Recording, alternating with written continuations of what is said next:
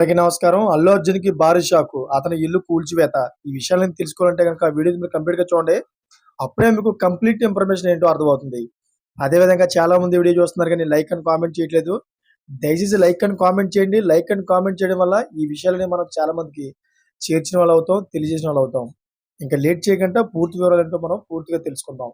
Friends, cinema విడుదల సందర్భంగా చోటు చేసుకున్న అనూహ్య పరిణామంతో అల్లు కుటుంబానికి తీవ్ర కష్టాలు వస్తున్నాయి.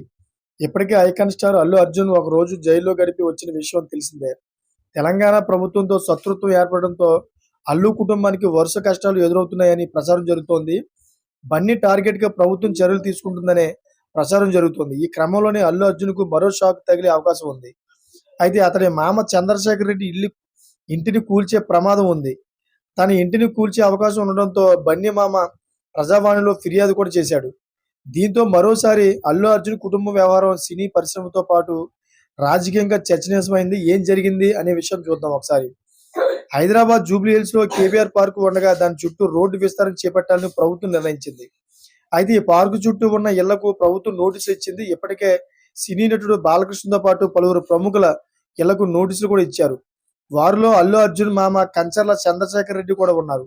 తన ఇంటిని కూల్చే అవకాశం ఉండడంతో ప్రభుత్వానికి మామ చంద్రశేఖర్ రెడ్డి విజ్ఞప్తి చేశారు. ప్రజావాణిలో ఆయన ఫిర్యాదు చేశారు. కాంగ్రెస్ పార్టీ నాయకుడిగా ఉన్న అల్లు అర్జున్ మామ చంద్రశేఖర్ రెడ్డి ఇంటికి స్థలం కోసం ప్రజావాణికి హాజరయ్యారు. చూసారా ఫ్రెండ్స్, ఈ విధంగా అయితే అల్లు అర్జున్ మామకి